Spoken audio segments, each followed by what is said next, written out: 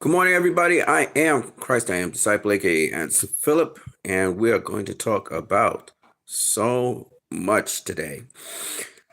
Man, I got a lot to say. We're going to be talking about, of course, around the topic of Restore the Snyderverse, and also about Free Palestine. And we're going to start with Kelly Burgess. This is Sinn Féin. She is addressing the European Union, which is headed by a woman who supports the genocide that's happening in Gaza. Let's listen to her words.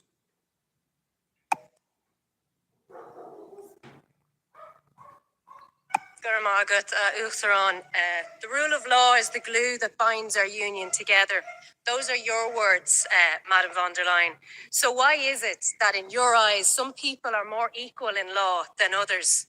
Why is it that human rights are applicable in some conflicts, but not others?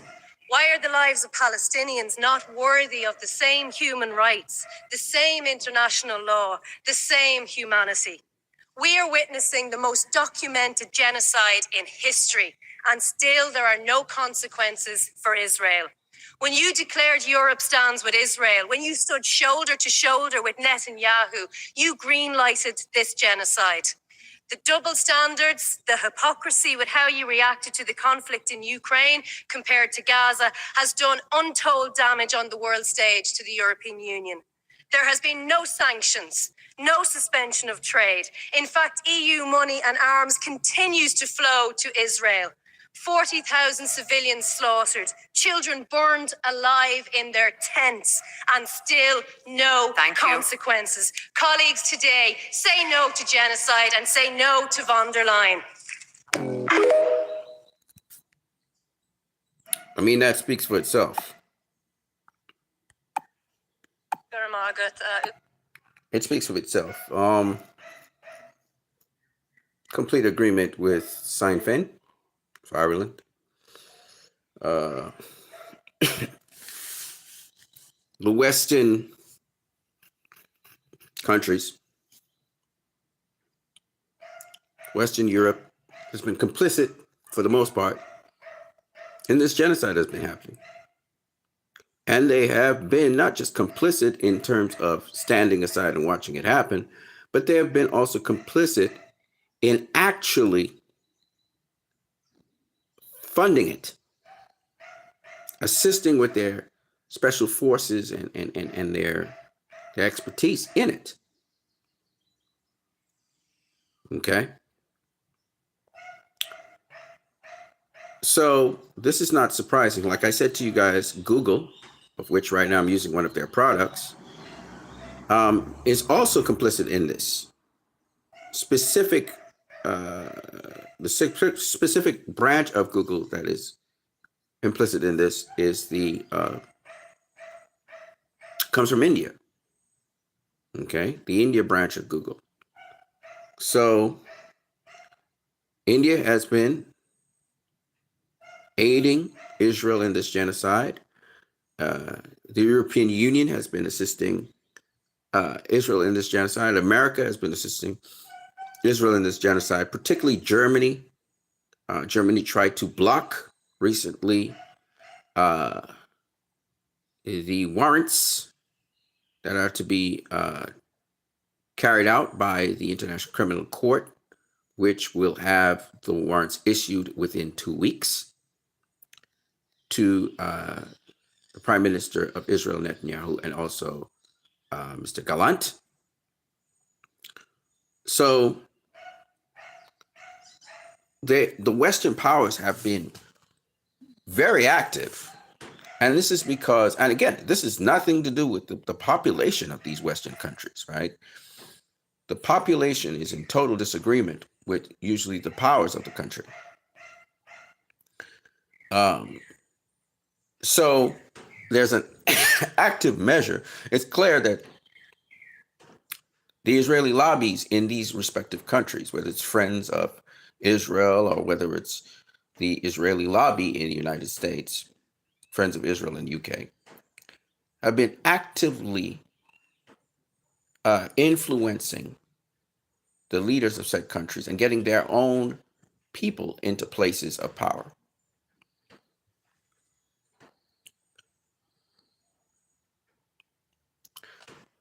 And it's very interesting when you're fighting any kind of war or battle. And I'm not talking about literally fighting a war or battle, but I mean,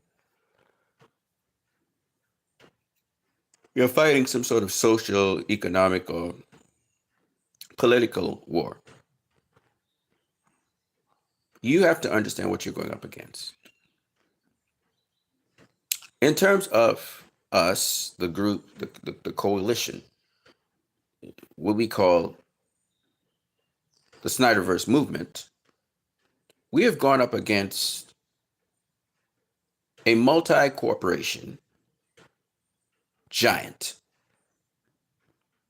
which is now in its present form known as Warner Brothers Discovery. Okay, this is a multi-corporation giant, and we're taking it down. But how are we doing that? We're doing it because we're convicted that what we're doing is right. DC official comics are going down the tubes. And this is a YouTube channel with a guy who follows DC Comics. And the sales for DC Comics is being held up by Batman, but they're atrocious. They're the lowest they've ever been in the history of DC Comics. Now, he credits to other factors. I believe DC movies fuel the interest into DC Comics. And as of 5 years now straight, with the exception being The Batman, no DC movie has done well financially, theatrical. And it's going to go on 6 years, 7 years, 8 years, 9 years. It's going to continue because of the direction that Warner Brothers is going in. It's not that Snyder fans are boycotting successfully. Some of them, I mean, it's a kind of boycott. No doubt about it. But it's that nothing that has come out of DC other than the Batman has excited DC fans. And even in that so-called excitement, for example, the Batman got me interested, but it didn't get me excited because of how the Batman came about to be, how Matt Reeves' Batman came about to be, when it should have been Ben Affleck's Batman that we should have been watching. And the excitement for Ben Affleck's Batman being on the screen in his own movie was so peak that Matt Reeves, we were intrigued about Matt Reeves' stuff, but it was like an anticlimactic sort of thing. Now, some people went and saw the Batman, and some people like it. But it's nothing like what Ben Affleck was going to bring to the table. Just absolutely nothing. What Ben Affleck was going to bring to the table with Deathstroke was going to dwarf that. When we knew that. And the excitement was off the charts. Because one thing about DC is you have to be excited for what you're seeing. You have to be passionate for what you're seeing. So as a result of that, DC being a brand that brings in the big money for Warner Brothers Discovery, and it was supposed to bring in the big money on a regular basis, based on what Hamada was trying to do, it backfired royally. See, Hamada was trying to pattern after the Marvel model, where you have cheaper films coming out regularly, and you have the big one, right? But it all backfired. The Flash was supposed to be the big one to reset everything, and that was a fucking mess, okay? So trying to copy a Marvel model for DC does not work. And it definitely doesn't. It's deflated all the air out of the balloon. Right? Nobody's looking forward to anything DC right now. Okay? And that goes for the comics too. And then the comics are trying to push this social justice warrior, gay kind of thing. So that even made it even worse. Okay? So this is just my post on it. So DC official comics are also going down the tubes. If no one cares for the movies, no one will care for the comics. Warner Brothers Discovery and DC are properly fucked without Zack Snyder. Restore the Snyderverse.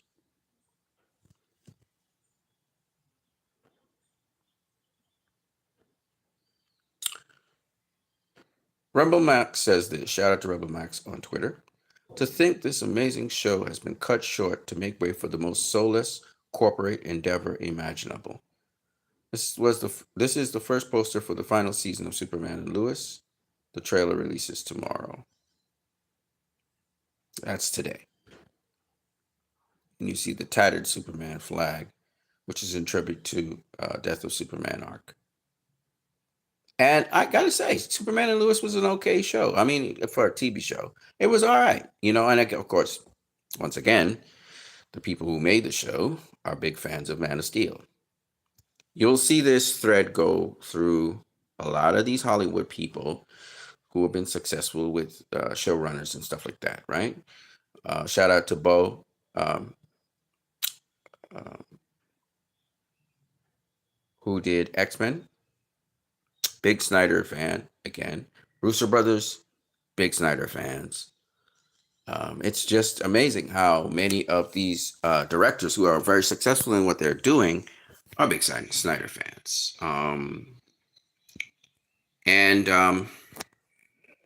Let's keep it moving here.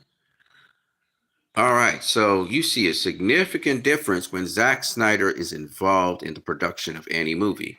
You look at Man of Steel, Feora, and General Zod.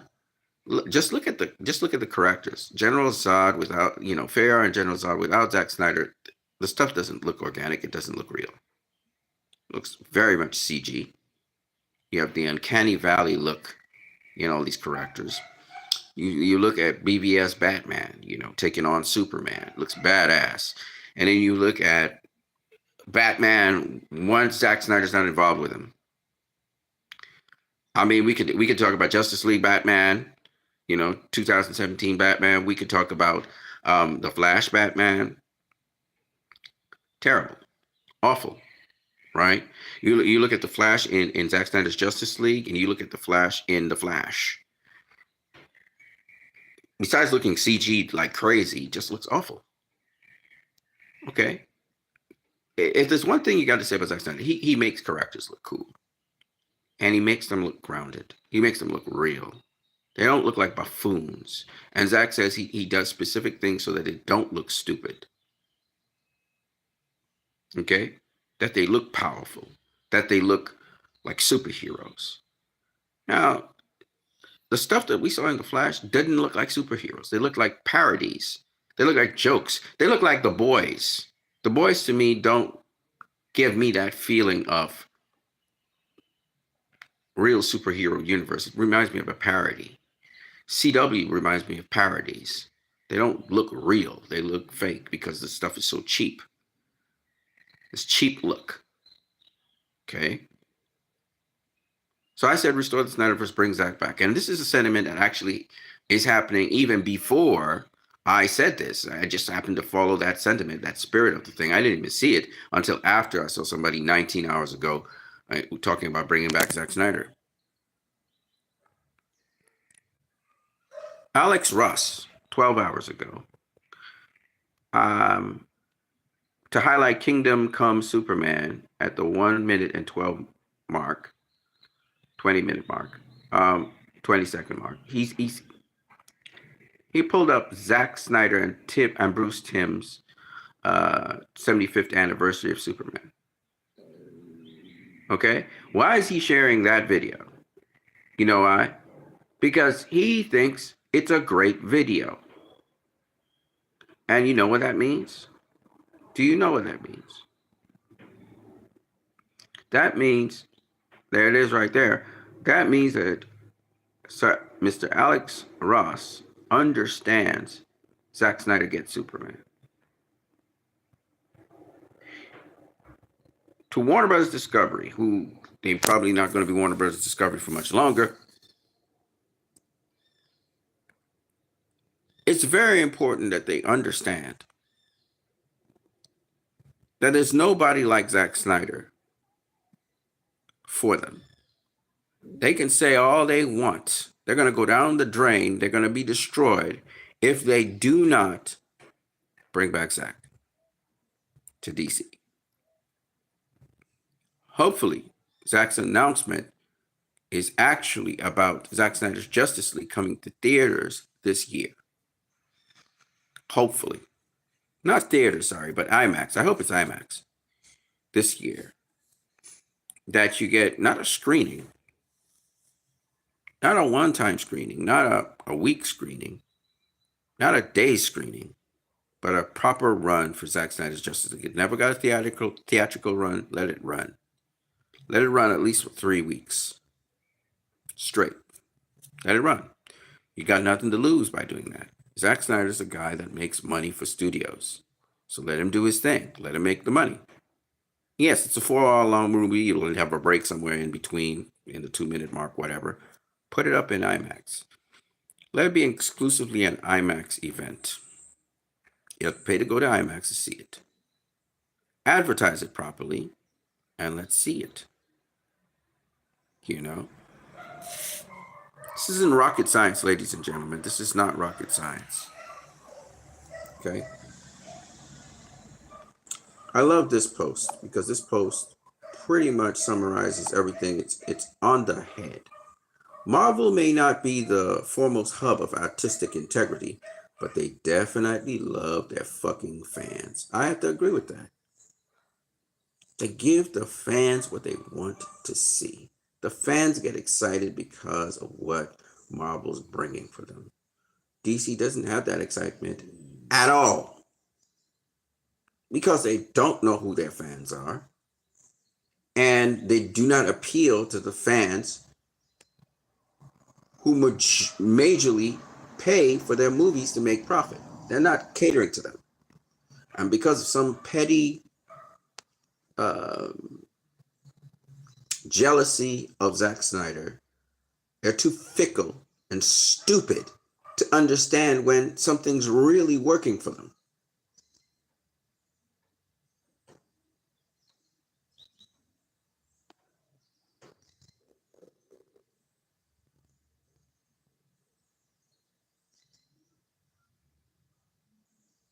Tyler again summarizes it. There's a reason they overhauled Daredevil's show to basically be the Netflix show season 4. Why they're reevaluating a lot of the plans they originally made. Why the fucking Russos are coming back. Marvel at least acknowledges they fucked up and is working to earn fan trust. Which is very strange because it looks like they're almost sabotaging DC to get ahead. You know? In line with what we talked, some of us say we are boycotting DC and we're boycotting Warner Brothers. Well, boycotts rarely do work. McDonald's lost $7 billion within hours after admitting the effects of boycotts. Okay? Because, again, BDS movement has been very, very effective. Okay?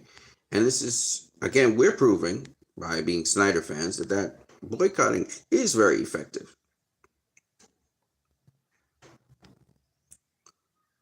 So once again, you see Restore the Snyderverse, Henry Cavill, Superman.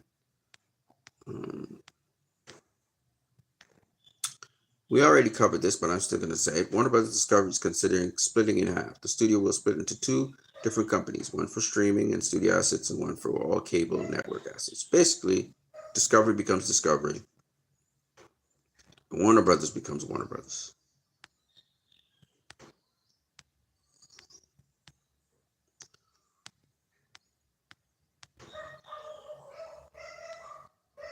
This is Sandy Regent saying, thank you, Zack Snyder, for this awesome animation.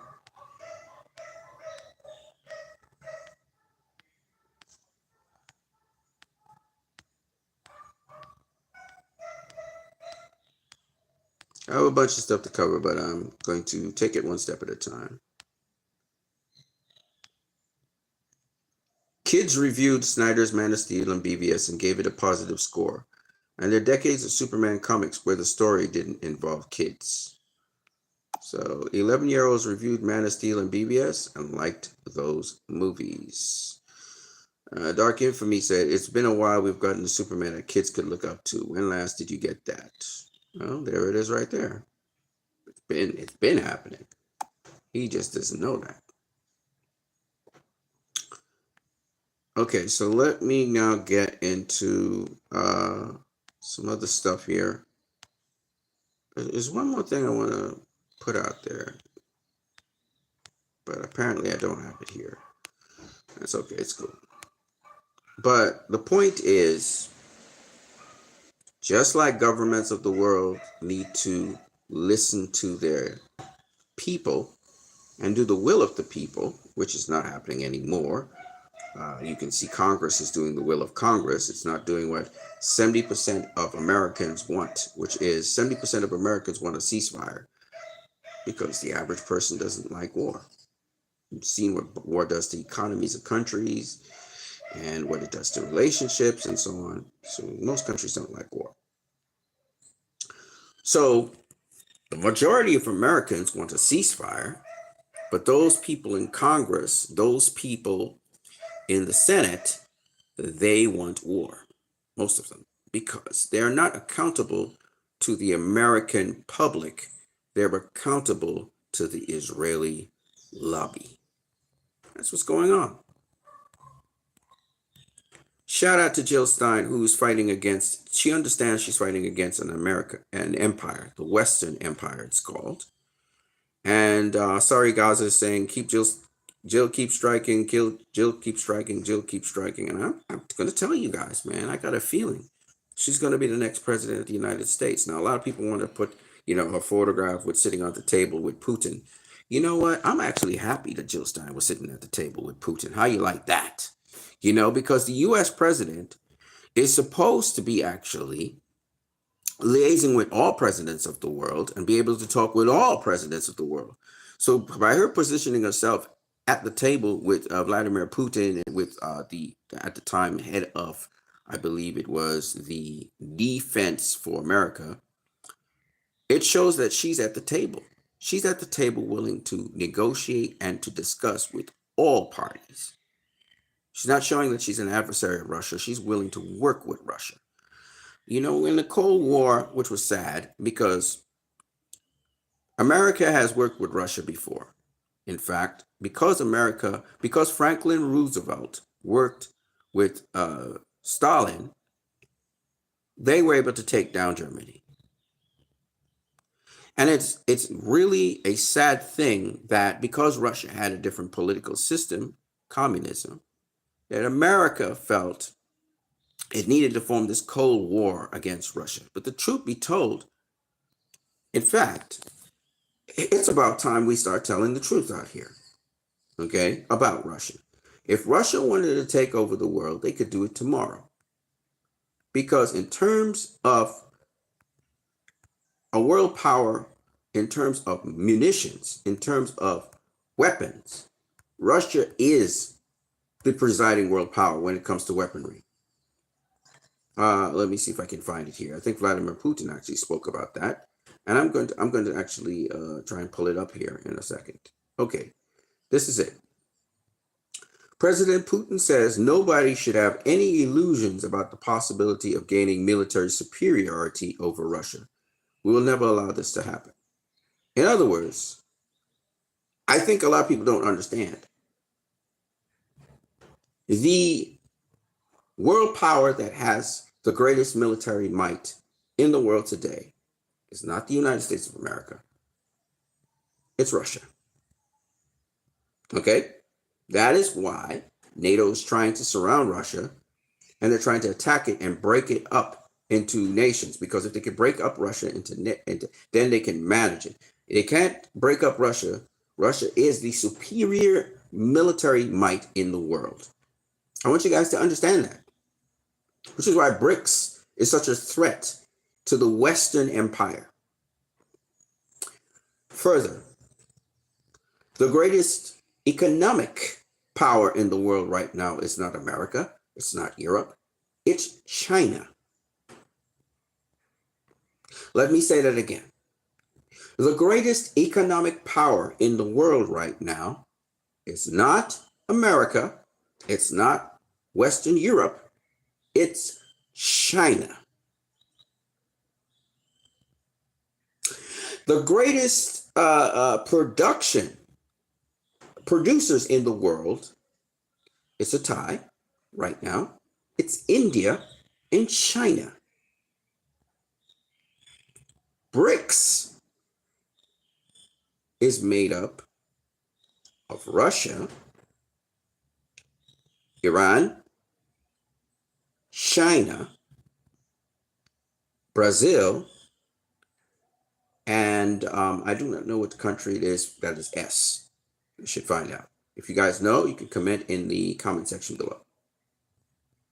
Okay. So, truth be told, and I know that right now YouTube is not giving me the algorithms I need to see. They're trying to block me. They're trying to what we call shadow ban me because I had almost 200 and something people viewing my stuff. So they're trying to shadow ban me, but they can't shadow ban me. I'm telling you guys the truth. The truth that you can see on any network. And the truth is that Russia is the most powerful nation in the world militarily. So if it wanted to conquer the world, if that was its quest, which it is, that's not its quest. Its quest is consolidation and bringing out its national pride of itself. It wants to take care of itself. Russia wants to take care of itself. That's it. They're not interested in world domination. China Chinese are found in every single country. They have businesses in every single country of the world. Okay, what China is known for is their commerce. Okay, and all that is going on right now by the West is in response to BRICS being formed. So when anybody says Russia was involved in our elections, that's bullshit. When they say that Jill Stein, she's a Russian agent, that's bullshit. Don't believe that crap. Okay, so there's a couple other things I wanted to say. So let me get to it here.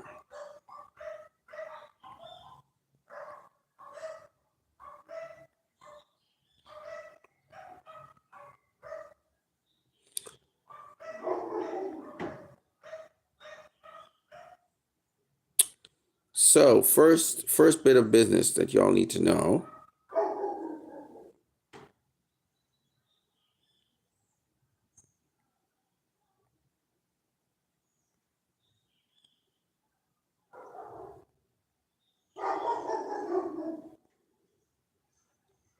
Oh, by the way, Russia says it supports Palestine becoming a full member of the United Nations. Okay, so that's important for people to know.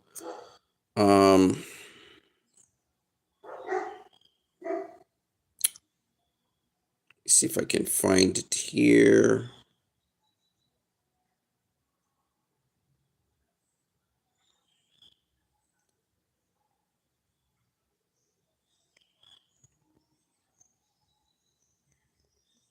Okay.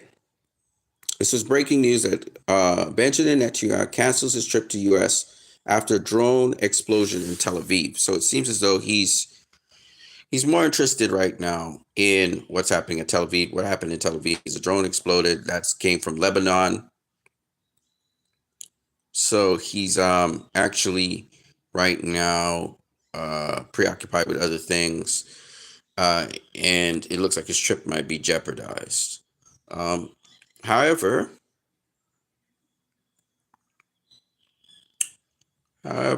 this is what was said.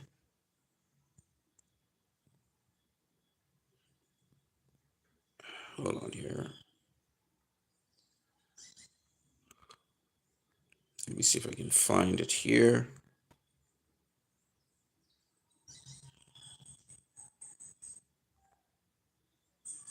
Yes, here it is. Mike Johnson, who's of course a sellout, he said on Netanyahu's upcoming visit and potential protests, we're going to have extra sergeants at arms on the floor. We're going to arrest people if we have to do it. Which leads us to a very important point I would like to suggest to you guys concerning Palestine. And that is that, let me see if I can get the sound bites on this here somewhere. gets out of hand, the Speaker of the House will bang the gavel. So he did. We got it scheduled. It'll be next week. It will be a big thing. And I want you to know that there's a number of Democrats in the House who have said they're going to boycott the event. Yeah. Yes. And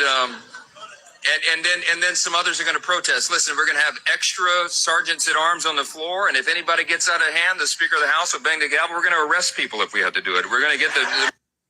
Okay, now Mike Johnson, as you can see, he has received close to $500,000 from the pro-Israeli lobby. Now that's all well and good, but see, there's something I need you guys to understand. Now, Mr. Netanyahu canceled his visit to later this month to Congress. The reason he wants to do that is to marshal support to attack Iran. But even before that, it's going to be risky for him, and I'm going to tell you why. First of all, if he lands on American soil, you guys, Americans, can do one of the following. You can issue a warrant for his arrest. And you can do it via being citizens. You can do it as a citizen's arrest, as even though warrants haven't been put out for him yet by the ICC, you guys can arrest him for war crimes on American soil. I do believe already I think it is the Department of Justice has highlighted certain war crimes that Israel has already committed. So you guys should prepare for his coming. And those people, if you are anti-Zionist, or you are, by the way, anti-Zionist, by the way, I'll explain to you guys what that means, because Rabbi Shapiro was really clear on what that means. And it's very important you guys understand what that is. But anti-Zionist, people who are pro-peace and pro-Palestine in terms of seeing the end of the occupation, ceasefires, Palestine become its own nation, have its own autonomy, people be able to determine their future. For that, and the end of the apartheid, those people, I want to let you know, and you should arm yourself and equip yourself with the information for this, that you should be able to arrest Mr. Netanyahu as soon as he comes down on American soil. Within Congress, outside of Congress, whenever he arrives, that you can issue arrest warrants for him. This will be very important. I hope that the International Criminal Court will get their verdict and get these warrants issued to Mr. Karim Khan as soon as possible, because Mr. Netanyahu can be detained on American soil, even though there's an invite by Mike Johnson. Mike Johnson, it doesn't represent the United States of America. The will of the people is important. And if the will of the people is that he be arrested on American soil, no one can stop you from issuing an arrest warrant, a detention warrant, and then so Mr. Karim Khan could come to the United States of America and deport Mr. Netanyahu. Mr. Netanyahu has balls to want to come onto American soil, given that he has a pending arrest warrant by the International Criminal Court, which is going ahead with the proceedings, that Germany can't stop them.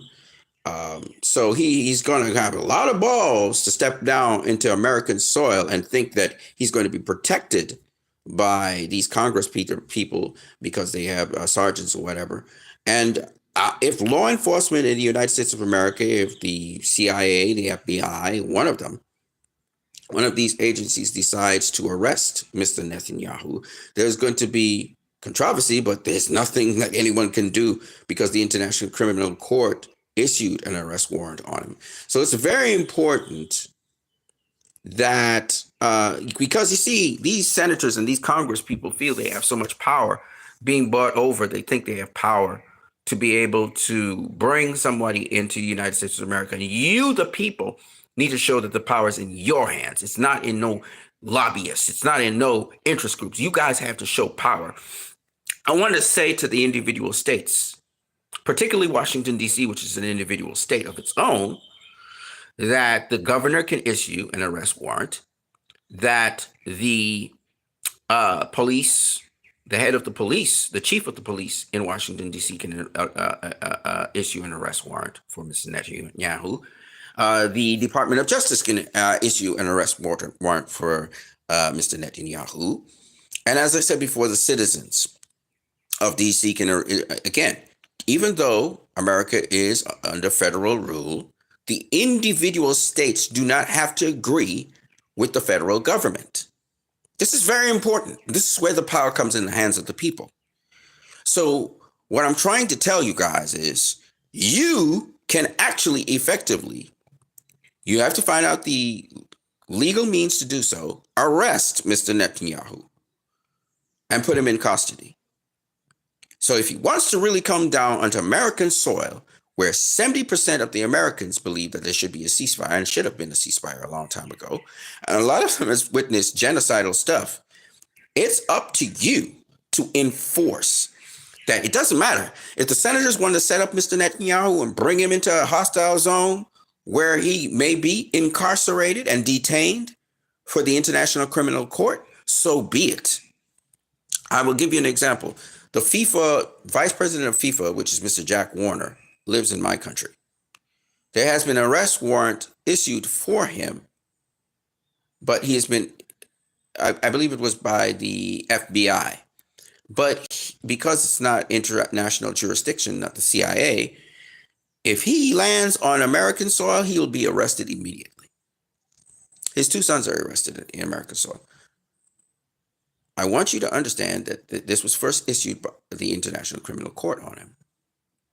What I'm trying to tell you is the International Criminal Court has a lot of power, and senators and congressmen have power too, but the power they wield is only powerful if you allow them to wield the power.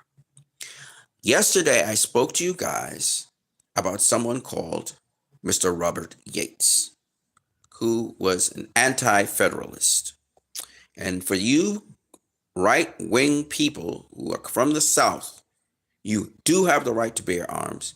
You do have the right to not follow every single thing that the federal government issues. Your individual states have the right to do so.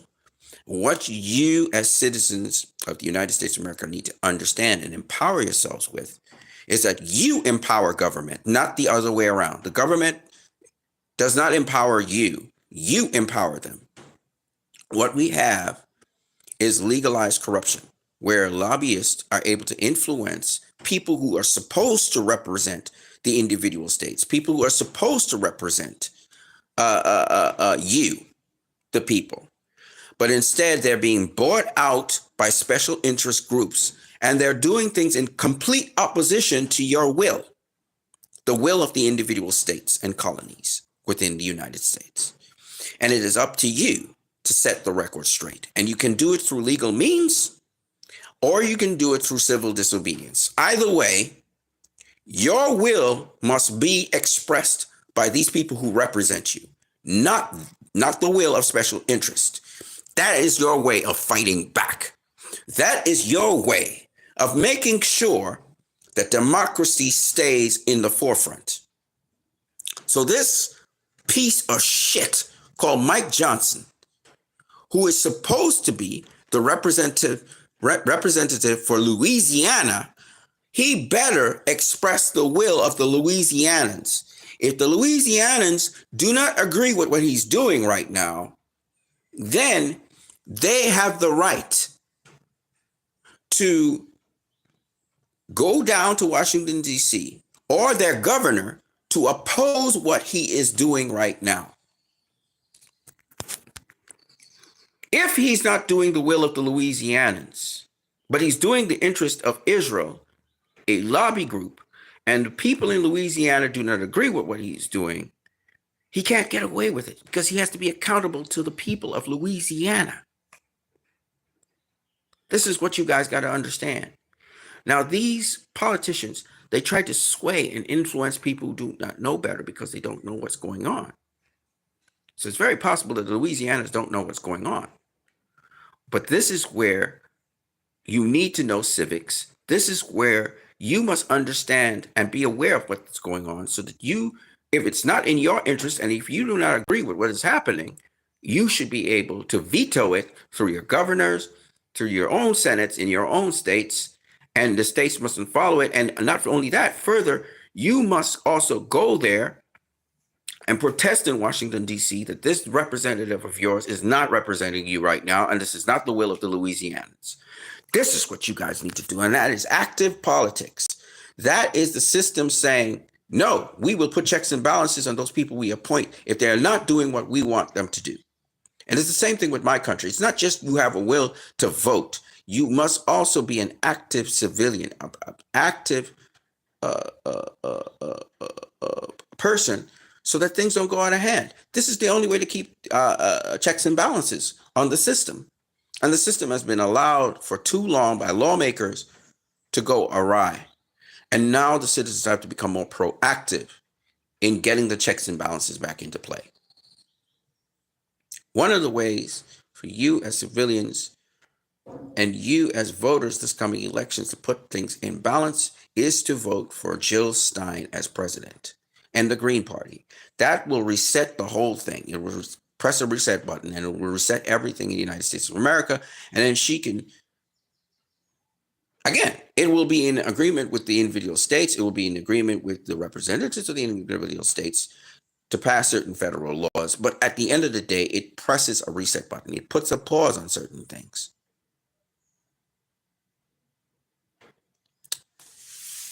You have to hold your representation accountable.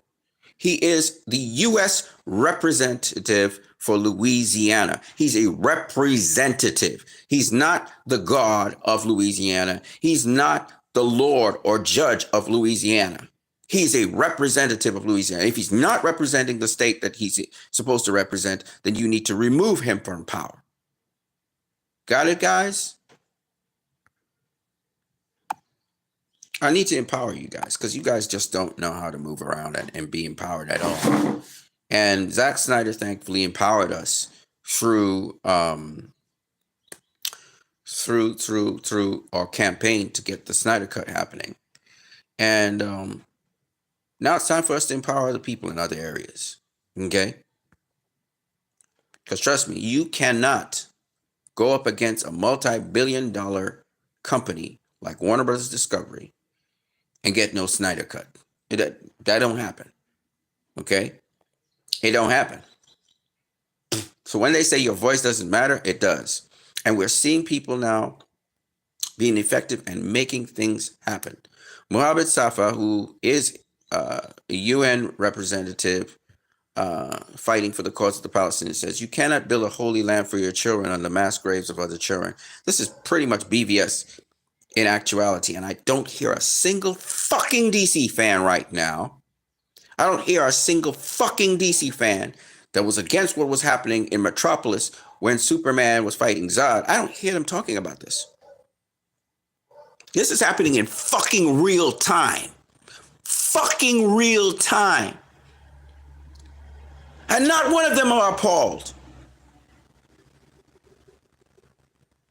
They're building the Holy Land like they built, that Zod was trying to build Krypton, on the bones of the Palestinians. And not one of these motherfucking hypocrites are saying peep about it. They're not appalled about that. This is right here Man of Steel. And General Zod is having his way. And instead of people being outraged and arresting Netanyahu and arresting Gallant and arresting all the leaders of Israel who have been enabling this, I can't go to the soldiers and people because they're kind of manipulated, but to the leaders who are responsible for this, who are doing terror upon the earth, because General Zod was a terrorist. What, you don't realize that? He was terrorizing the people of Metropolis. He was terrorizing the world. He was the terrorist, not Superman. And Zack Snyder got it. And Christopher Nolan got it. And David Goyer got it. This is horrific what we're watching right now. Listen carefully.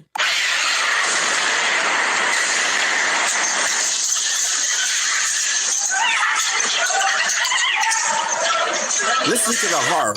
Listen to the screams. This is worse than George Floyd. This is worse than having your knee on a man and watching him die in front of everybody. In front of the whole world. Murdering people.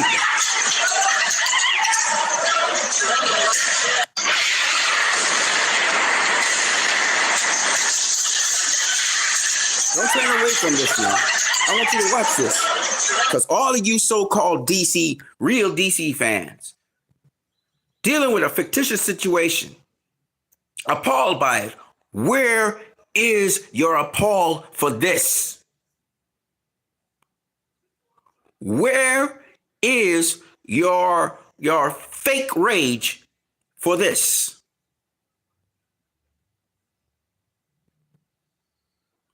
Because Zack Snyder was as real could be in his movies. You want to try and deflect an election with two criminals, two war criminals who've done atrocity after atrocity. You want to deflect to that? I'm not going to allow you. Oh, I'm on this side of the wickedness and evil. No, I'm on this side of the wickedness and evil. Both of them are wicked and evil. Trump and Biden. Wicked, evil bastards who should be in prison right now for allowing this to happen. And Trump is saying, oh, we should have more of this. Kill more of the Palestinians. Neither of them are fit to lead the new world or America. You can have Jill Stein and RFK Jr., fuck him.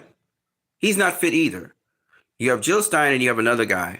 I'll see if I can find his name right now.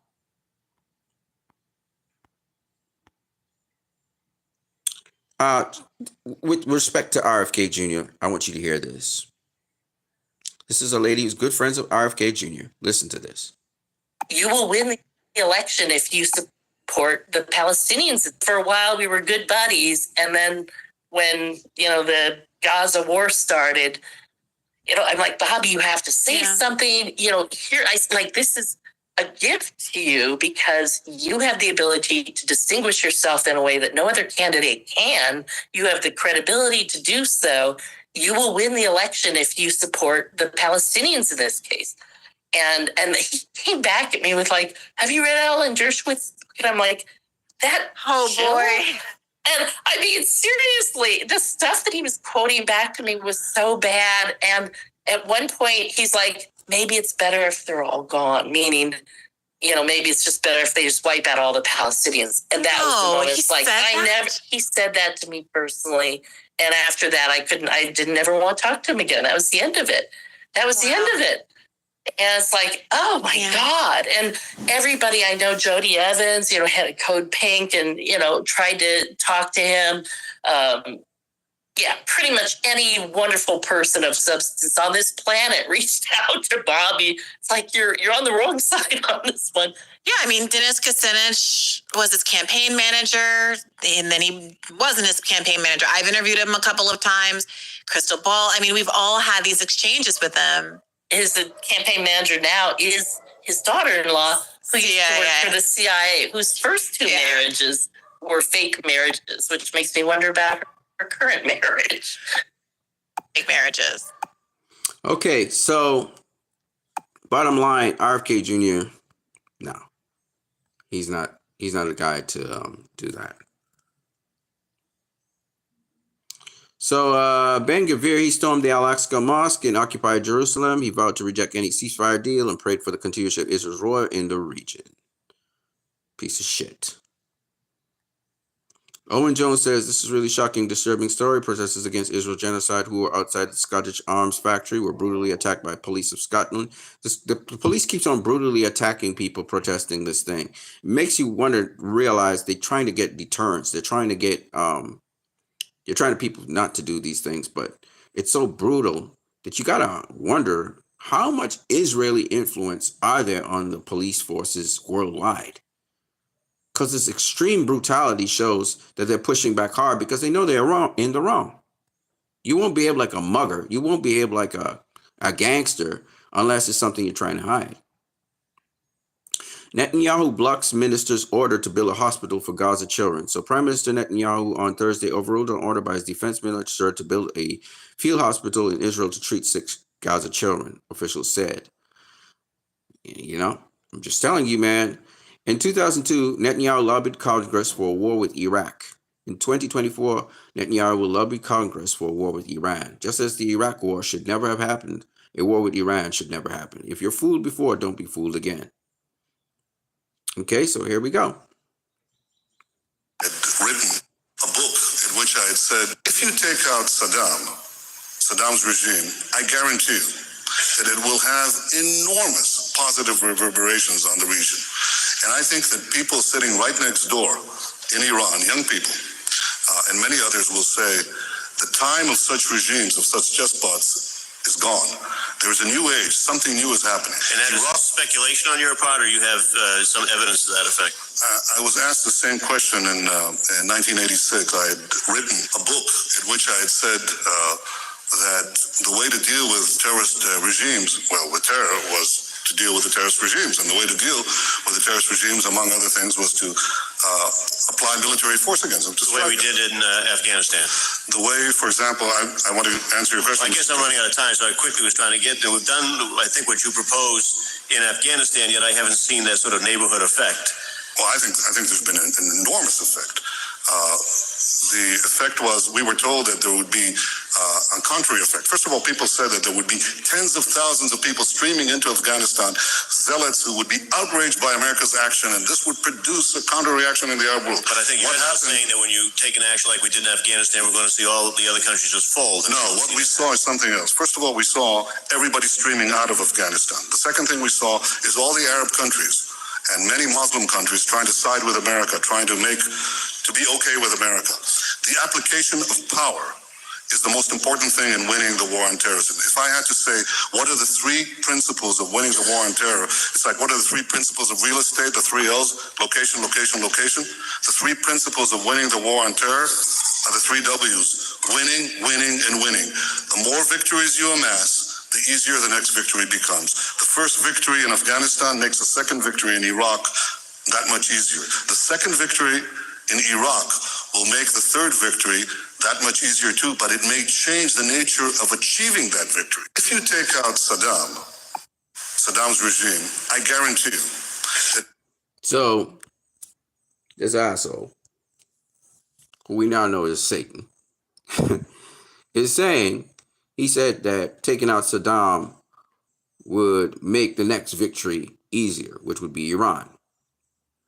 Well, took out Saddam, we had the rise of ISIS. Just so happened ISIS is Mossad, Al-Qaeda, right? They went back into Afghanistan. They lost there. Iraq is a lost cause. They went into Syria. It's a lost cause as well. It's worked out for Israel in that Syria is weakened right now. We have Iraq that's, well, it was weakened, but Iran got stronger. So now he's coming to try and take out Iran, because Israel wants to weaken those nations so he can overthrow all of them and kick the people out. So that's what this fucker is all about, this piece of shit. Okay? Who comes from Poland, by the way? His real name is Melikowski. That fucking piece of shit. So I just wanted you guys to know that.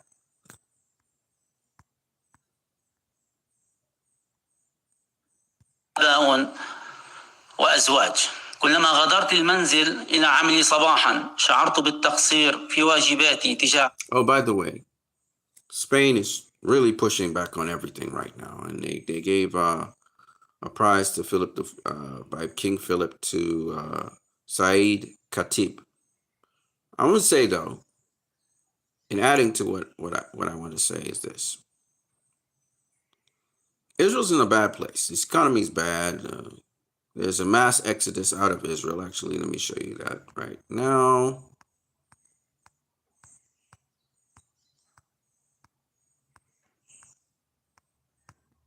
There's a mass exodus out of Israel. Let's see if I can find it somewhere.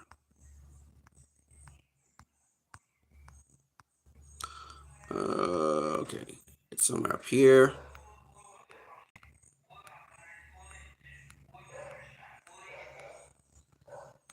Here it is. Hold on one second. It's going to be a lot of noise for a minute, and then it's going to end.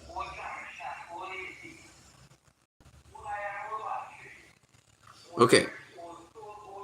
One of 4 Israelis is looking for a way to leave the colony. Nearly 500,000 of the pest have jumped ship already. Additionally, Jewish immigrants to Israel since early October dropped by 50%. It is over. People are leaving Israel because they realize it's a war zone, and this asshole is going to try and fight a war right down to the end. So, yeah. Thought I'd tell you guys that. Now,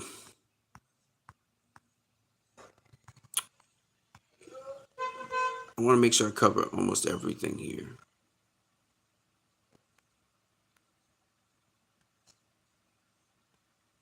Okay. Benjamin Rubenstein, who is a Jewish person, not that it matters. Benjamin Rubenstein is a Jewish person. Now, a lot of people, the fuck, bro? Dude, just roll on. Just roll on, buddy. They're not interested in dropping off stuff. Now, what's happening with there's always this talk, oh, he's a Jewish person, but yet he talks against Israel as if Jewish people belong to Israel. Jewish people don't belong to Israel. Okay? Even though Israel has this constitutional law that says that it is the nation of the Jewish people, the citizens of Israel, not all of them, have the rights and privileges that the Jewish people in that country have. Because Israel is supposed to claim it's not a country of its citizens. It's not Israelis belong to Israel. They're saying Jews belong to Israel. And it claims that Jews all over the world belong to Israel, which is not true. Okay? So that's the problem right there. Jews are Jews because of religion. They're not Jews because of anything else. You can become a Jew, a proselyte Jew, true practicing the rituals and practices of religion and circumcising yourself and stuff like that. Okay, so a Jew is not based on genealogy. Quite frankly, it's based on a religion. It's a religion. Okay, now that we got that out of the way, and that's because Rabbi Shapiro spoke about that. Israel is not the land of the Jews. Israel is the land of Israelis. But the law in Israel says it's the land of the Jews, claiming all of the Jewish diaspora, its homeland is the Jewish, but that's not true. We have a lot of Jews in America who are Americans, but they don't have any Israeli passport. Israel cannot claim people who've never been in Israel, never want to go to Israel, as being its homeland, their homeland. They can't do that. Okay? They can't unilaterally do that. There has to be an agreement between the Jewish people and Israel. There's no agreement. It just claimed that. Okay? And because of that, this is why Israel, because its identity hinges on the Jewish religion, they tried to make Jews a nationality, a genealogy, and no other country in the world does that. Claims that people who practice the Jewish religion, whoever they may be,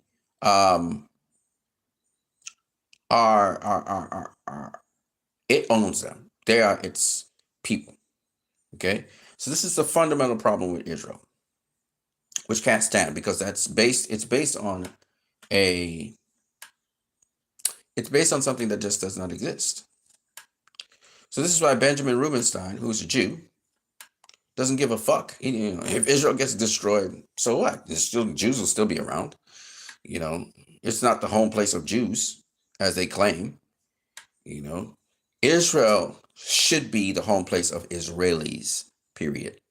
That's how it should be. That's what that's what they're trying to make. They tried to make Jews a nationality when Jews is a religion. People who practice Judaism are Jews. That's it. So they tried to take a religion and make it a nationality, which is not possible. And because of that,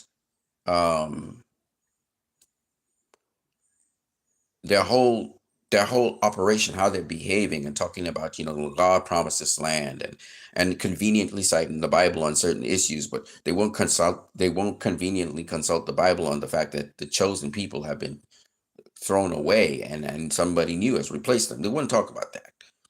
They go up to a certain point.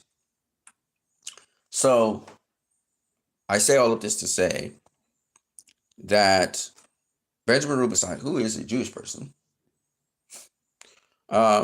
believes that Israel's massacre today in South Lebanon means that they're about to go to war with Hezbollah in the north. They're trying to dial it down with Hamas in the south. Hamas is fighting them all as we speak. And their army is going to be stretched thin. And they're looking for the United States to deploy soldiers and stuff. And the United States is taking measures for that. They're trying to do a draft right now to draft in people to fight this war. Now, you as American citizens need to civilly disobey. You're not going to go into no fucking draft, period. None of y'all should go to any draft to fight in a war which has your interests not at heart at all. So there should be resistance to that. And any American presence inside of those areas. Because again, the governments of nations need you to be complicit in their actions, in their wrongful actions. When you are not complicit with them, they can't do anything. The power is really in your hand, and it always has been in your hand. You're the ones who are the consumers of products of these companies. Google, Amazon, MSN, right? Microsoft, all of these companies, Twitter, you sustain these things. They need you. They don't have you. They have no money and they have no product. So it's up to you to express your will. And that is what these governments elected by you are supposed to reflect.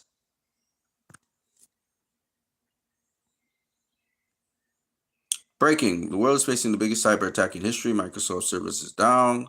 Problems continue at airports, airlines around the world. Several companies are grounding their planes as an emergency. Systems in banks are blocked. Supermarkets.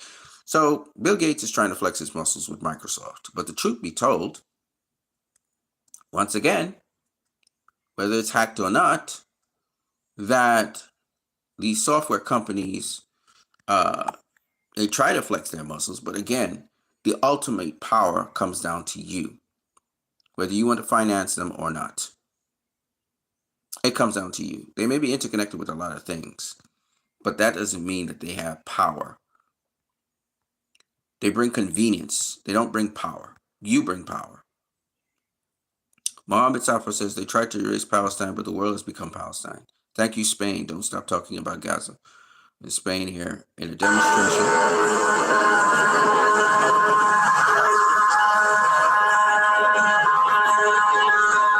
Suleiman Ahmed says, I stand with Palestine. Do you? And I stand with Palestine the same way.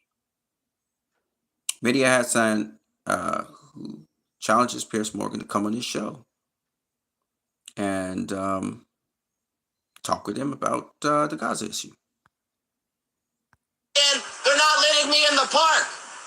Discriminatory. This is America or is this Israel? What the fuck? Because my shirt says Palestine. They're not letting me into Disney World. This is crazy. I thought we were in America. Where are we? My shirt says Palestine. They won't let me in the park.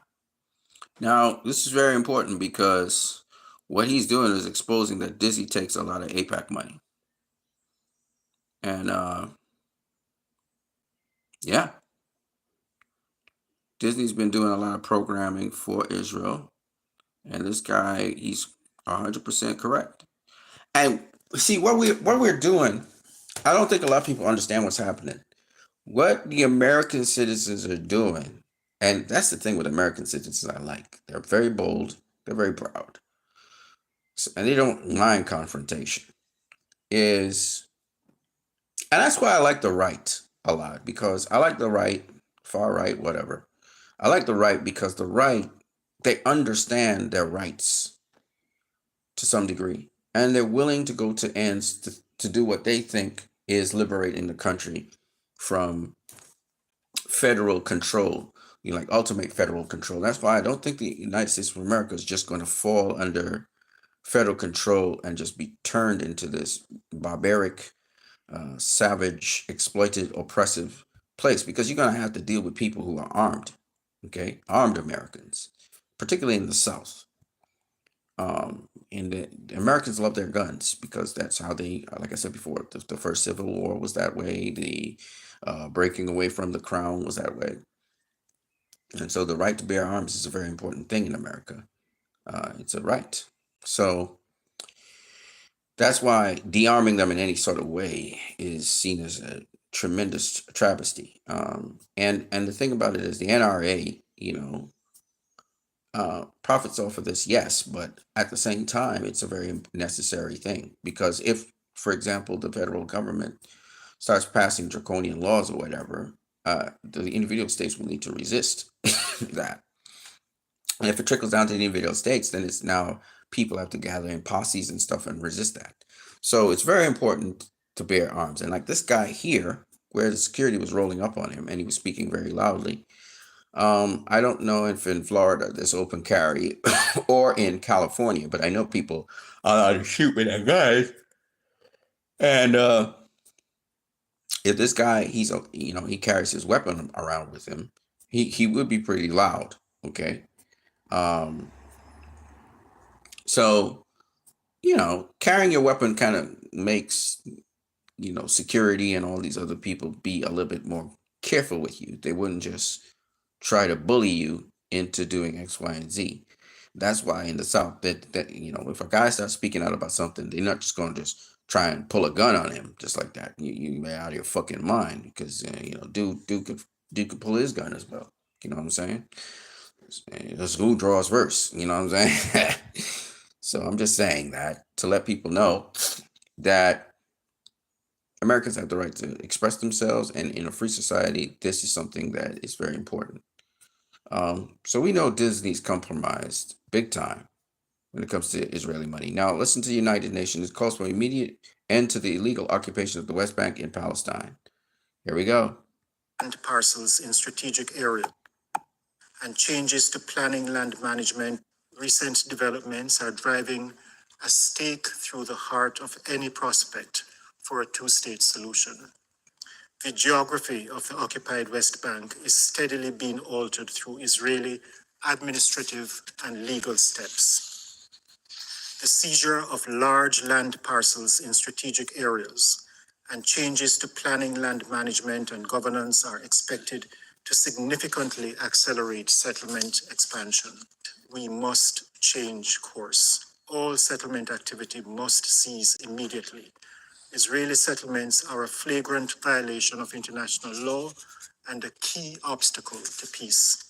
Recent developments are driving a state. Okay.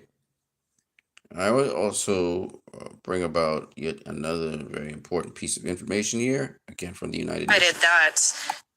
GA Resolutions 180. In 1949, we supported Israel's application for membership in the UN, provided, and I stress this, provided that GA Resolutions 181 and 194 on the partition plan for Palestine and the right of return of Palestinian refugees were implemented. And this was clearly stated when we voted to admit Israel as a UN member.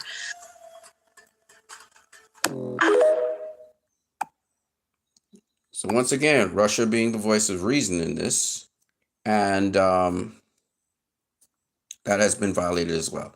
So Israel has violated just about every single resolution on there, and we don't even know why Israel's in the United Nations. They should have kicked them out a long time ago, because they have done so many violations. They should be out of the United Nations.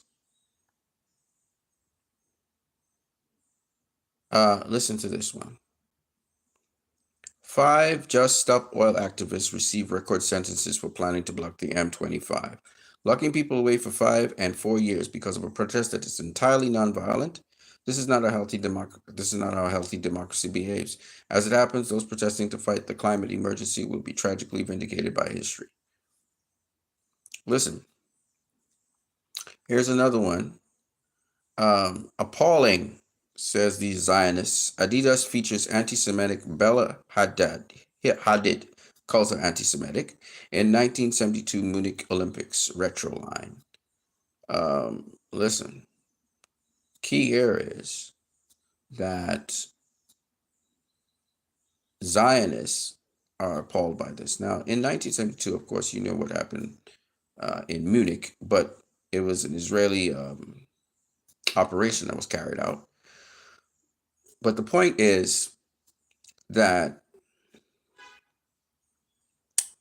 she's wearing Adidas, and Adidas is allowing that to happen.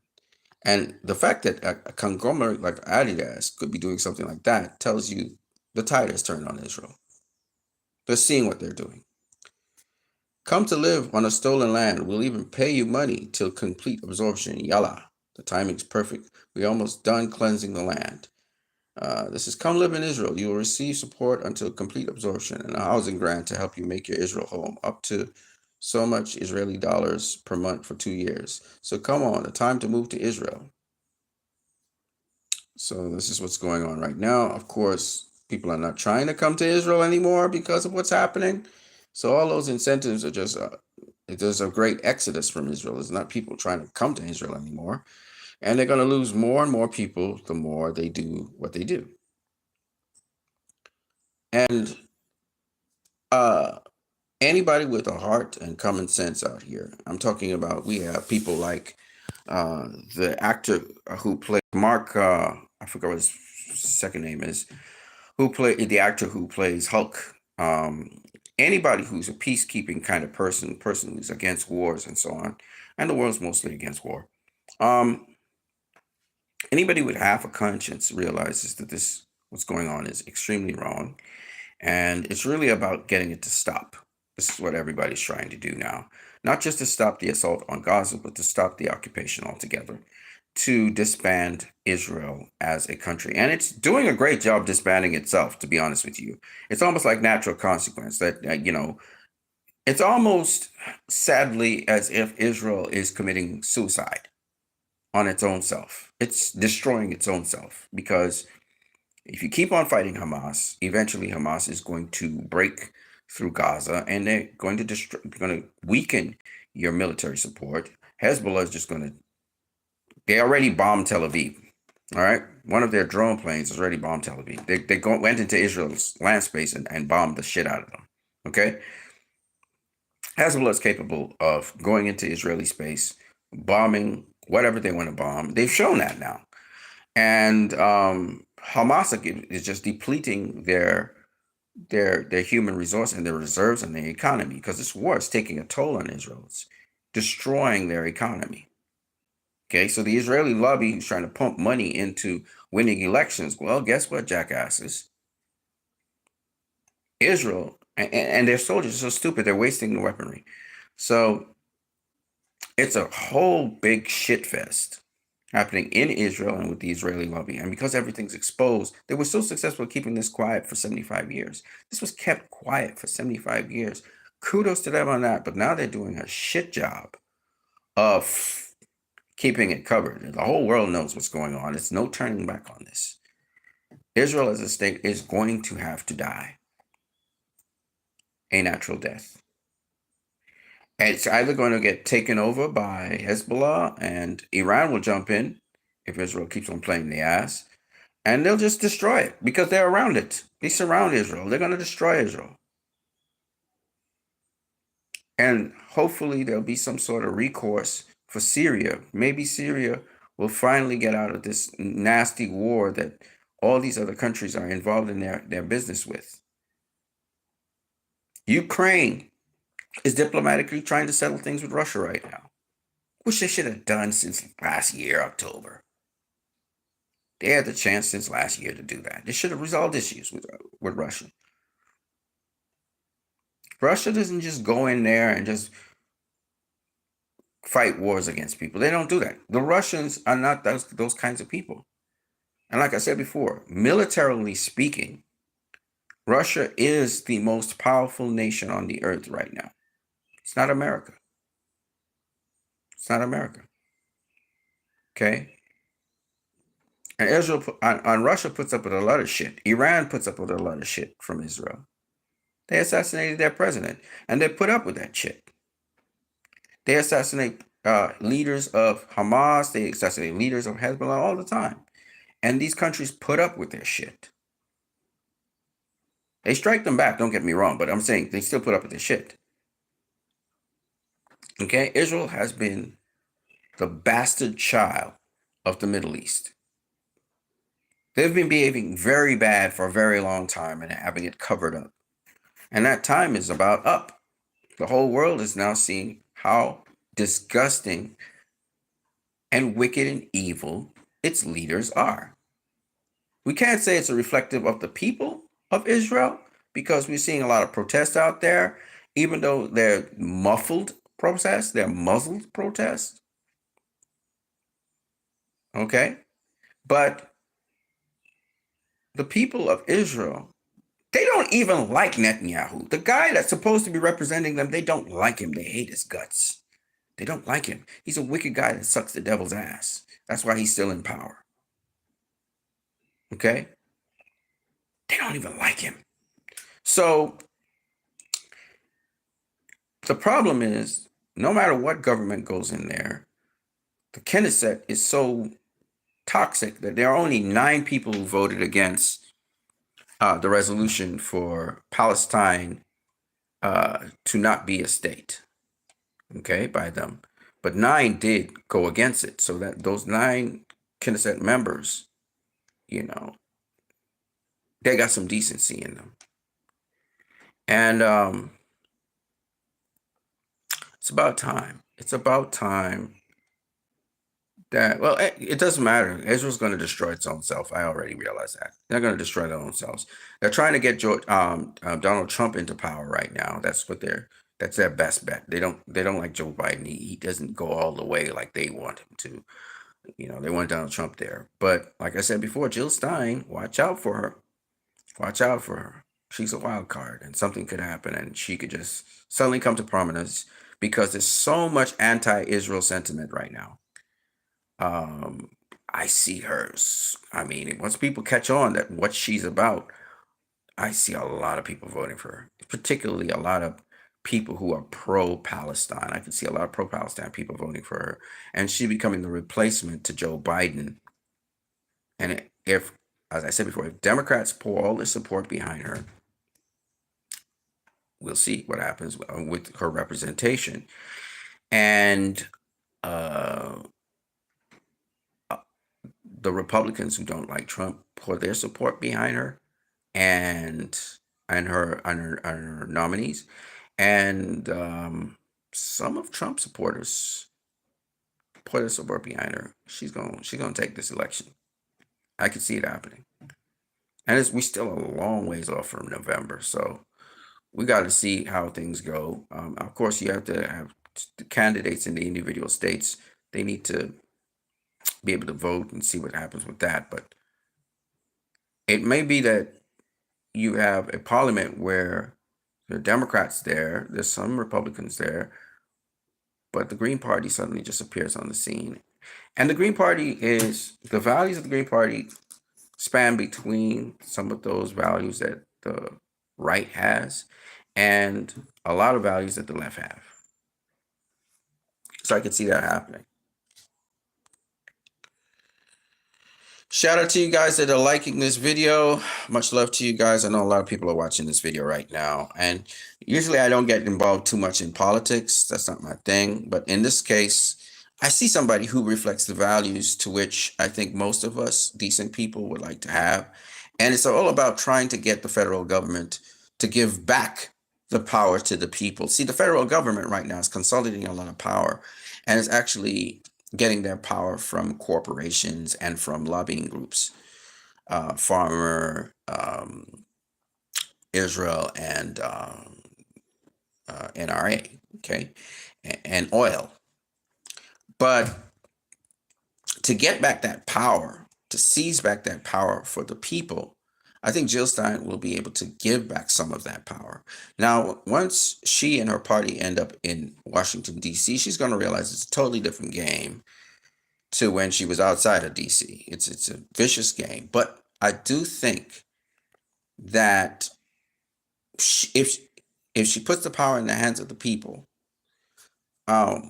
especially the people that are more proactive today than ever before, the change that is necessary, which we are seeing the people changing these big multi-million-dollar corporations. We now got Adidas celebrating Haddad, right? She was somebody who was exiled. They didn't want to give her no work. And now Haddad's in the center eye with Adidas. She got this big contract with Adidas. We see agents like we've seen publishing. We've seen BBC go back on what they said and correct it. We've seen the New York Times correct some of their articles after big backlash by the reading community. We've seen big corporations, Amazon, we've seen big corporations disassociate themselves with what's happening in the West Bank with the settlers. So these big corporations are beginning to realize they need to listen to the customers. We're having a big impact, the BDS movement particularly, a huge impact on the world scene right now. And that's because all of these corporations, I don't care if they're Google, I don't care who they are, they depend on us to keep in existence. If we don't use their services, if we don't use their products, and remember, this is a global thing. This is not just the United States of America. This is globally. People were drawing their support from these corporations. Say, I'm going to find somebody else. I don't care. The dude, I don't even care if he's as good as your service. Your service might be better, but fuck you and fuck your service. I'm going to find some cheap service that doesn't work that well. I'll support that. Anything but you. When that happens, these corporations are like, fuck, because they still need us. They still need us, ladies and gentlemen. You know, they like to say, oh, yo, you think your opinion matters? Your opinion doesn't matter. And you say, oh, it's like that, huh? Okay, well, fine. And my little opinion and his little opinion and his little opinion, it doesn't matter. We don't matter. Okay, fine. Then we're not buying from you anymore. Fuck you. And once we do that, all of a sudden they change their tune, right? Warner Brothers right now. Shit, the fans. What they used to call us? What they used to call Snyder fans, right? They used to call Snyder fans, that's just a minority, right? Oh, they're butts, right? Now we got directors coming out saying, I'm a huge Snyder fan. Oh, yeah, I love Zack Snyder. Now you realize Snyder fans are not just this little group of troublesome people who are bothering Warner Brothers pictures. No. Snyder fans go further than that. Snyder fans involve people in the industry who are really great creators, who are fans of Zack Snyder. All of a sudden it busts open. This thing's huge. Oh shit, these people have a lot of influence. Oh shit, they have a huge say. Oh shit, we didn't know this was so impactful. Right? Because guess what? Guess what, ladies and gentlemen? Guess what? You matter. I told you guys this from since 3, 4, 5 years ago. I said, you matter. Your opinion matters. What you say matters. Because you're part of a collective. You're part of a collective. They may not personally know Anson Philip, Christ I am disciple, but this motherfucker, he adds up when you put all the people as a collective together. He does add up. You do make a change. You do make a difference collectively. Collectively. Like-mindedness. Unity. And no machine, no engine, no strategy, no game plan can overthrow sincerity and a collective working in sincere ways. They call us all Hamas. They try to demonize us every turn. Now they're calling Jill Stein a robot for Putin. Well, guess what? They said that about Trump too, and it turned out to be a lie. So fuck them. They're running out of ideas to demonize and villainize people and target them. They called people anti-Semitic. You're anti-Semitic. And it hurt people worldwide. Jews worldwide. It hurt them. And I'll tell you why. Because Israel is claiming it represents the land of the Jews. It's a lie, but they claim that. They claim that anti-Semitism is if you speak anything against Israel, you're speaking against the Jews. So through this lie, they made it harder for Jews who have nothing to do with Israel. Nothing. Not one fucking thing to do with Israel. And now anti-Semites could use, oh, look at Israel. Look how they behave. That's how all Jews behave. Look at Israel. Let me even get more specific. Look at Israel. Look how they're behaving. That's how all Israelis behave. When it's the work of the government. And yes, the government is reflective of a certain group of Israelis, but not all Israelis. And the fact that Israelis are leaving Israel should tell you something. It should tell you they don't agree with what the government is doing. If they agreed with what the government was doing, they would stay. Isn't that not so? So again, it's just proof that the government of Israel is not working in the interest and not reflecting the sentiments of the people of Israel. They're reflecting the sentiments of a certain faction of Israel. This is very important for you to understand. The point I have made since the beginning. Because there is a certain group of Israelis, and I think the majority of them, who do not want war. They're always talking about kumbaya and peace and love. I know I'm subscribed to a channel that hasn't posted up anything of us as of late, but who's been preaching peace and love and trying to work around with everybody in unity. That was a group in Israel. I don't know if they're still there. I don't know what's going on. Okay. So there are genuine people with hearts who care about people, period, who've been in Israel. A lot of them have left. Some of them have stayed. Some of them are not saying anything, but they just, they're staying quiet still. But there's a lot of them. I don't know how many are left now. I don't know what's going on. The channel been silent for a while. And that's just the way how these things go.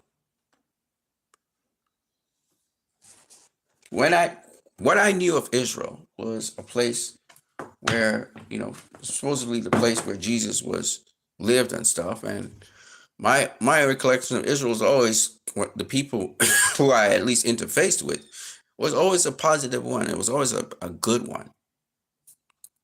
And then this ugly came up to the surface, and I learned all about this and Israel and what it's been doing and the evils it's done. And some of these people probably didn't know that either, which is sad because they mean well. So that's why I said I know for a fact, and just by human nature, most people are not inclined to fight wars and to go to war. Most people don't want war. It affects the economy. We've seen it time and time again. Every single war just destroys economies. And all that Mr. Biden is talking about, he's destroying the American economy right now. He can quote how many stats he wants.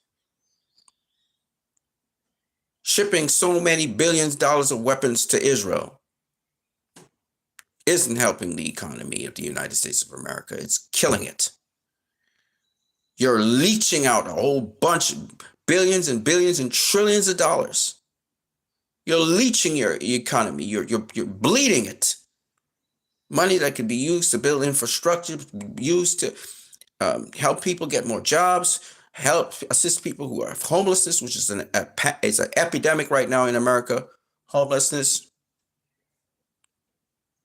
All the good foundation that Mr. Joe Biden began has been destroyed by this ongoing. It's not like this thing is something in the past. This is still going on right now as we speak. As we speak, this horrific nonsense is going on. How can can you support that? And you have the audacity to say that the people who are criticizing what you're doing and criticizing what Israel is doing right now are terrorists? So what, the fucking UN is a terrorist organization? That's what you're saying? What the fuck is wrong with these fucking people? Where is your brain at? You're actually listening to these stupid ass people tell you some big balls of shit. Because we're watching right now, and Israelis are not being harmed right now.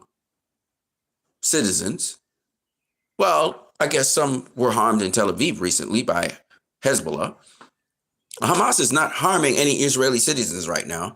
But right now, as we speak, Palestinian citizens, Palestinian civilians, because they're not citizens, because they don't have a country, a nation, but Palestinians, civilians, are being terrorized and killed and blown up by fucking Israeli soldiers who are relishing in the bullshit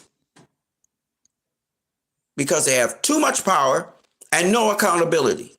That's what's going on. So you're creating monsters by enabling these people to be the worst people they could ever possibly be on the planet. How's that helping Israel's reputation? It's destroying it. Because the whole world's looking at Israel like they're the fucking demons from hell that need to be removed. The case for Israel to be destroyed is plain as day now. They played right into Hamas's hands. Couldn't be more obvious right now. And they tried to get out journalists just feigning guilt. So you don't even want journalists to cover shit. You've been killing journalists. You've been killing everybody. Aid workers, everybody. You're killing everybody. You're guilty as fuck. You're so guilty. It's not funny. The whole world's seeing you're guilty. There's no way to cover that shit up. So when you come around talking about, I'm a terrorist, I look at you and say, motherfucker, you're a terrorist. You're committing acts of terror right now as we speak. What the fuck are you talking about? I ain't harmed nobody. I ain't do nobody nothing. You're actively killing people as we speak. Who the fuck are you to call anyone terrorist?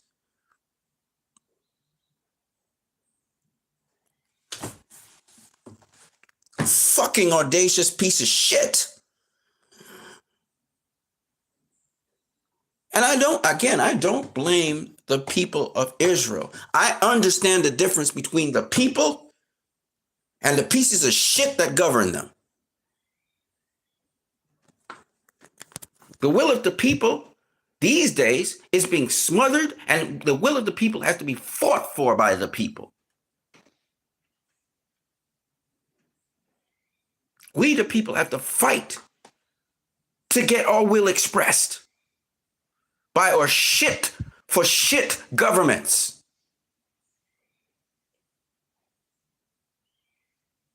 We got the worst government in my country right now. It's the worst government ever. It's done nothing. It's very little for the people. Successive governments at least offered something. This government is shit. It can't be. We can't. And I'm in a democracy, a democratic republic. And I'm telling you, the government there, and they're just trying to keep power. They're trying to keep. Why the fuck would you want to keep power when you just keep on fucking up everything? Why? So I, as a person of the world, understand the frustration by the people of the world with their shit for shit governments. You're going to tell me I'm going to pick between Biden and Trump? Biden, who's aiding and abetting a genocide as we speak, and Donald Trump, who is a criminal and tried to actually stay in power by overthrowing the government of the country? That's two pieces of shit I have to elect for? Get the fuck out of here. Like seriously, people. What are we doing? What are we doing here? The better of two evils. Get the fuck out of here. Seriously.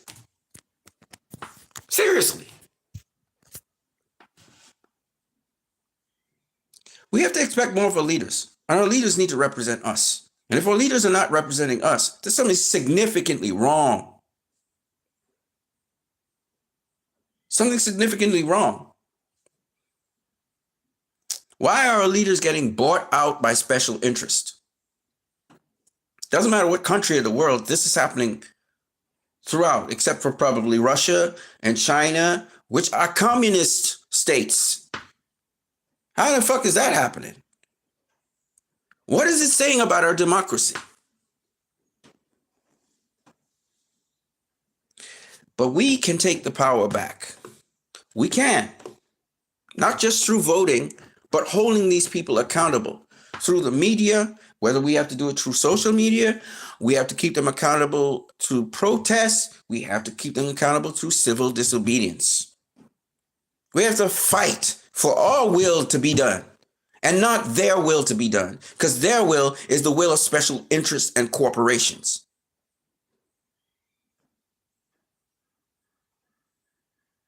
They're not shepherds, they're hirelings.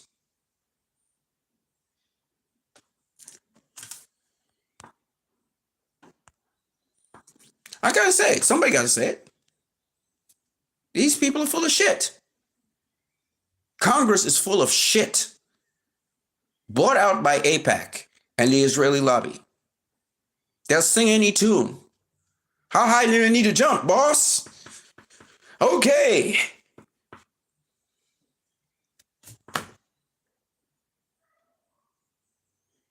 I feel for my friend Damian Anton Vincent, who believes in Trump. I believe in Trump. You believe in a guy who will fuck you over.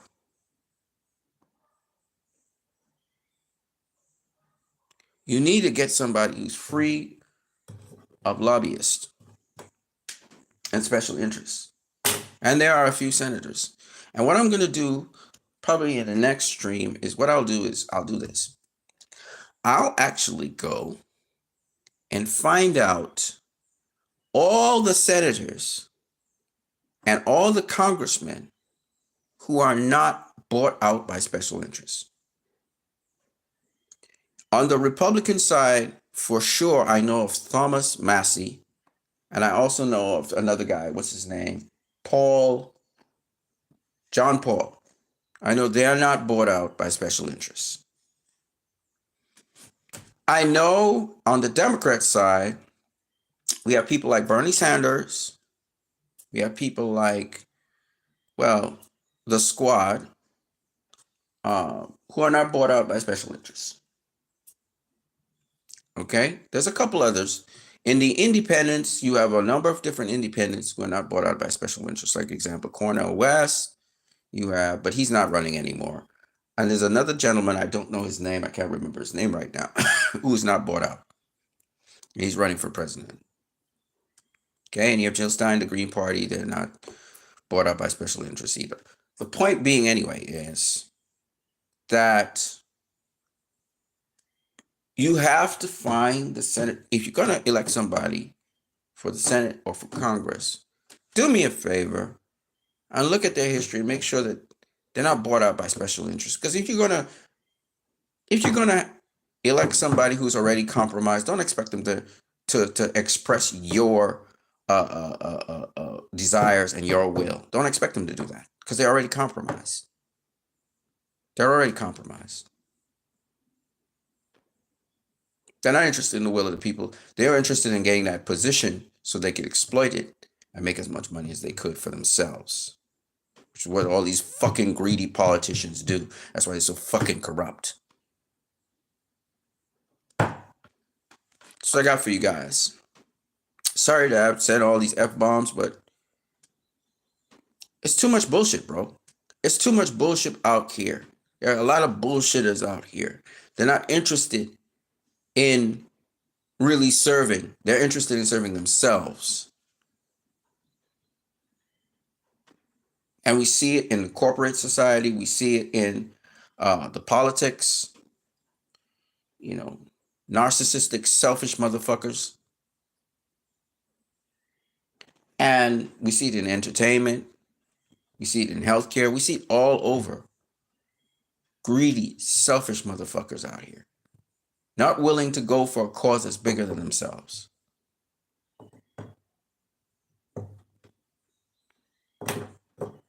And it's sad. So that's what I got for you guys. And tune in for the next one. I'm definitely going to list all of the people. And in my country, you can forget about it. They're just a handful of people who are sincerely in politics, really wanting to do the right thing. And usually their voices are not heard. You know, it's a banana republic out here. The government right now, they're trying to control the judiciary. They control the presidency. They control what's happening in the various government-run ministries. It's a shit fest up in here, and none of them are producing anything. They're just establishing people to fill their own fucking pockets. It's disgusting. I'll catch you guys later, though. I'm Christ, I am disciple. I know I didn't behave much like a Christian disciple, but with the cursing, but it's just my frustration with sometimes the stupidity. I know we can take action, so I didn't need to really do those outbursts, but it's my frustration with the stupidity and the disgusting greed. I remember in Man of Steel, General Zod saying this about about the Kryptonian governance. These greedy officials, you know, with their meetings and stuff, bringing Krypton to ruins. I remember that. And I remember Rome was brought down because of greedy politicians as well. The end of the Roman Empire, it imploded because of greed, because of selfishness.